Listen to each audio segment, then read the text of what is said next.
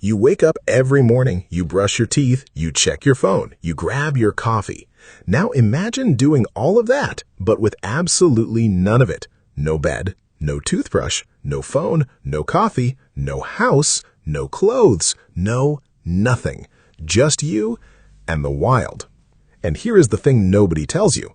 This was not a punishment. This was not a disaster. This was just Tuesday for every single human being on Earth for 99% of history. No cities, no governments, no doctors, no money, no rules. Just humans, raw, surviving. And somehow they not only survived, they thrived. How? This is that story. Forget everything you think you know about cave people. Yes, some of them lived in caves, but most of them did not, because here's the thing about caves. There are not that many of them, and they are not exactly easy to find. So what did most prehistoric humans actually do? They built with whatever they could find. Branches, leaves, animal skins, mud. They constructed simple shelters that could be put up in hours and taken down just as fast, because they were always moving, always following the animals, always chasing the food. Home was not a place. Home was wherever the group stopped for the night. Imagine never having a fixed address. Imagine your entire life being one long camping trip, except the camping trip never ends and the bears are real. Here is something that will surprise you. Prehistoric humans were not bad at eating. They were actually incredible at it. They knew every plant in their environment, every berry, every root, every leaf, what was safe, what was poisonous, what would make you sick, what would heal you. This knowledge took generations to build, and it was passed down carefully from parent to child.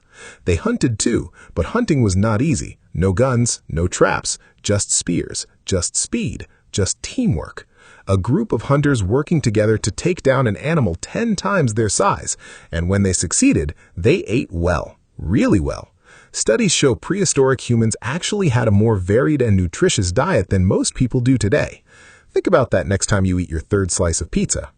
Family and relationships. Here is where it gets really interesting. Prehistoric humans did not live alone. They never lived alone. They lived in small groups of around 20 to 50 people, always, because alone you are dead. Together you survive. These groups were not just random collections of people. They were families, extended families, grandparents helping raise grandchildren, aunts and uncles teaching skills, everyone looking after everyone. And love? Yes, they fell in love. They had partners. They grieved when people died. We know this because we have found ancient burial sites where people were buried with flowers and tools and jewelry. You do not bury someone with flowers unless you love them. That is not survival. That is humanity. Now, here is the big question everyone always asks. Were prehistoric humans violent? Did they fight each other constantly? The answer is complicated. Yes, there was violence. We have found ancient skeletons with weapons injuries, broken bones that healed, signs of conflict. But here's the thing. Large-scale organized warfare basically did not exist before civilization, before cities, before borders, before the concept of ownership. What would you even fight over? There was no land to own, no gold to steal, no kingdom to conquer.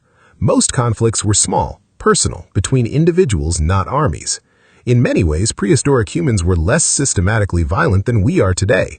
War as we know it was actually invented later, along with everything else we call civilization. How long they lived and how smart were they? Two questions people always get wrong about prehistoric humans. First, how long did they live? The average lifespan was around 30 to 35 years. Sounds terrible, right?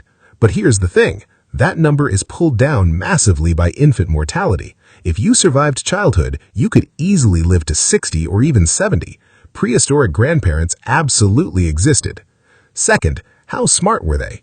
This one is important. Their brains were exactly the same size as ours, exactly the same. The same capacity for language, for creativity, for emotion, for complex thought. The difference between them and us is not intelligence, it's information. It's thousands of years of accumulated knowledge that we inherited and they were just beginning to build.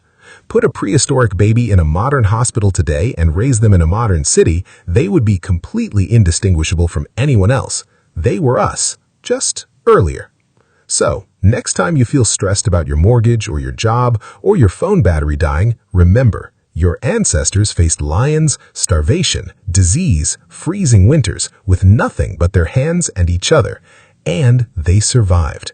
Every single one of them survived long enough to have children, and their children survived, and their children's children survived, all the way down to you, sitting here right now watching this video.